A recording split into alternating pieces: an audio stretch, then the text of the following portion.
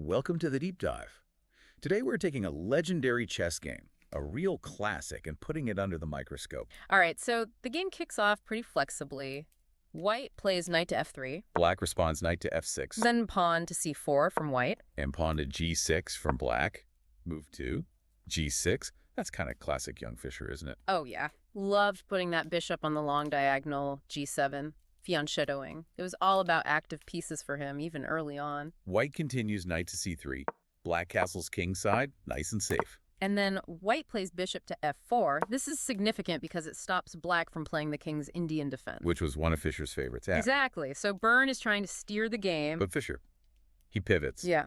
Pawn to d5. He goes straight into the Grinfeld defense. Super sharp. Right. The Grinfeld basically says, okay, white, you can have this big pawn center for now, but my pieces are coming for it. It's a trade center for activity. And the pressure comes quick. White plays queen to b3, hits d5, also eyes that b7 pawn. Black ignores the b7 threat for a moment and plays pawn takes c4. Grabs the center pawn, gains a tempo because white has to recapture. White does. Queen takes c4. Now black plays pawn to c6, defends b7. Okay, first little flag from our modern analysis here. Our engine looks at 7.c6 and calls it somewhat passive. Yeah, today the recommendation would probably be something like knight to a6 first, getting ready to challenge with pawn to c5 faster. Interesting.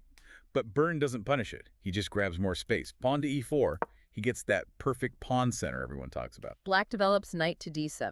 Okay, and here's where things start to get, let's say, questionable for white. The engine starts highlighting things. First, move 9. White plays rook to d1. Supports the center pawn, which seems logical, but the analysis notes say it's not the most useful move. Maybe just castling, getting the king safe would have been better. It's a bit slow. But the real head scratcher is next, right? Move 10. White plays queen to c5. Yeah, this one's, bold. Yeah. Risky, certainly. Pushing the queen way out there, deep into black's side of the board. Why is it bad? Well, it's not losing on the spot, but it makes the queen a target later on. It gives black tactical chances down the line. The engine strongly prefers just retreating the queen back to b3. Keep her safe, keep the options open. qc5 is just a bit ambitious. And black immediately takes advantage of that exposed queen. Bishop to g4, develops the last minor piece, pins the knight on f3. Nice move. And now comes the first big error from white. Move 11, bishop to g5. Our engine flags this. $2 mistake. A $2 mistake. Okay. So that means white's advantage, whatever he thought he had, takes a miserable hit. Exactly. The move just doesn't achieve anything concrete, and crucially, it leaves the bishop on g5 completely undefended. It basically hands the initiative, the momentum, over to Fischer. And Fischer pounces. Move 11. Knight to a4. A 3 brilliant move. Bam. It's stunning. Just looks like it comes out of nowhere. It attacks the knight on c3. Which is the key defender of that central e4 pawn, right? Precisely. It forces white's hand immediately. And this is the moment people apparently felt in the room. There's that famous quote from Hans Krog. Oh yeah, a murmur went through the tournament hall. And the kibitzers gathered around Fischer's board, like fish in a frozen lake around a hole in the ice.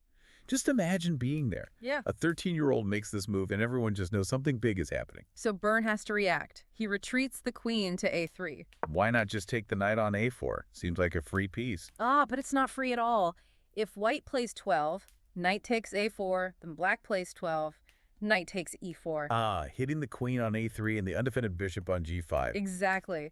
Black wins material right back, probably more, and his position is way better. King's safer, better structure. Byrne saw that. Okay, so Fischer continues the plan. Knight takes c3, removes that key defender. White has to recapture, pawn takes c3. And now Fischer cracks the center wide open. 13. Knight takes e4. Engine calls this a $1 great find. He sacrifices his own pawn on e7 just to open the e-file for his rooks. It's all about activity. Byrne tries to grab material while he can. Bishop takes e7, forks the black queen, and rook. Looks dangerous for black. But Fischer's calculation is deep. He just calmly moves the queen out of the way. Queen to b6. Sidesteps the fork and immediately creates new threats against f2. He's not worried about the temporary material loss. Okay, Byrne develops his last piece. Bishop to c4. Standard developing move. And Fischer replies, wait for it, 15.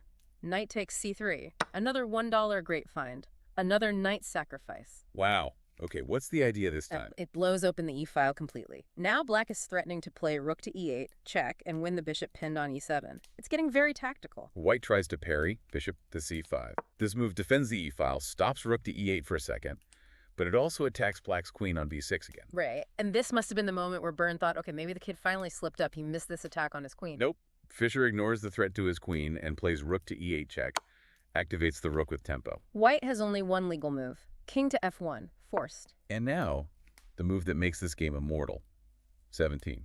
Bishop to e6. A three-stroke brilliant move, the big one. This is just mind-blowing. Look at the board. Black's queen on b6 is attacked by the bishop on c5. Black's knight on c3 is attacked. And Fischer plays bishop to e6, attacking white's bishop on c4 and just leaving both his queen and knight hanging. It looks completely insane. What must Byrne have been thinking facing this 13-year-old? It looks like random chaos. But it's calculated chaos. Byrne has a choice, a terrible choice. If he plays 18, bishop takes the bishop on e6. Which seems natural. Trade off the attacking piece. He walks right into a beautiful smothered mate sequence. It starts 18, queen to b5 check. King has to move, then knight check start, e2 plus sec, ng3 plus egg, eventually qf1 plus 8sf1, e2 check. It's a force mate. Byrne had to see at least some of that. Wow. So he can't take the bishop. Right. So he thinks, okay, I can't take the bishop. I guess I'll take the queen. He plays 18. Bishop takes b6. He takes the queen. Believing he's weathered the storm, maybe. Maybe. But he's walked into the second trap. Fischer plays 18. Bishop takes c4 check. And the storm begins. This is the start of the windmill, right? Exactly. The windmill is this specific tactic where the bishop on c4 controls the squares the king wants to go to, allowing the knight to shuttle back and forth, delivering check after check and gobbling up material. Okay, let's run through it quickly. White king is forced to g1. Black plays knight to e2 check. King forced back to f1. Knight takes d4 check. Wins a pawn, still checking. King forced back to g1. Knight to e2 check again. King forced back to f1. Knight to c3 check. Now hitting the rook on d1 as well. White king must go back to g1 again. This is relentless. And now, after all those checks, Fischer plays 23. Pawn takes b6. Another $1 great fine. He captures the bishop that took his queen, and it also attacks the white queen on a3. The rook on d1 is still hanging too. So Fischer gave up his queen. But look what he got. He's about to win Byrne's queen, or at least a rook, and he's already ticked off a bishop and a pawn during the windmill. The material is roughly balanced, but White's king is totally exposed. White is reeling. He plays queen to b4, trying one last trick, attacking both the knight on c3 and the bishop on c4. A double attack. But Fischer's got it all covered. 24. Rook to a4. Another $1 great find. Defends the bishop, attacks the queen, keeps the pressure on. Just solid. White has to save the queen. Queen takes b6, grabbing a pawn back. And now Fischer collects the loose piece. 25. Knight takes d1. Wins the rook. Okay, let's quickly tally up. Black now has 2 rooks, 2 bishops, and an extra pawn. White has a queen, a knight, and a rook. Materially, it's maybe slightly in Black's favor if you count points, but... Positionally, it's completely crushing, isn't it? Yeah. White's king is still stuck in the middle, and look at that white rook over on h1. It hasn't moved the entire game. It's completely out of play. Totally useless. The game is decided here. The rest is just technique. Yeah, the shock and awe part is over. Now it's just Fischer showing flawless endgame conversion. Let's wrap it up quickly. White tries 26. Pawn to h3, maybe to make space for the king. Black activates the other rook. Rook takes a2. 27. King to h2, knight takes f2. More material. 28. Rook to e1, trying to trade. Black obliges. Rook takes e1. 29. Queen to d8 check. Bishop blocks on f8. 30. Knight takes e1, recapturing. Black centralizes. Bishop to d5. 31. Knight to f3. Knight to e4. Every black piece is perfectly placed. White is just tangled up. Fischer now locks down the position completely. 2 more little $1 great finds from the engine. 32. Pawn to b5. Just clamps down on the queen side. No counterplay there. And then 33. Pawn to h5. Same idea on the king side. Locks everything down before the final push. Total control. Yep. Consolidation complete. The rest is forcing the mate. 34. Knight to e5. King to g7. Just improving the king. 35. King to e1. Bishop to c5 check. 36. King to e1. Bishop to b3 check. Closing the net. 39. King to c1. Knight to e2 check. 40. King to b1. Knight to c3 check. Setting up the final blow. 41. King to c1 and rook to c2 checkmate. Game over. What a masterpiece. Hashtag tag outro. Just incredible, a truly immortal game.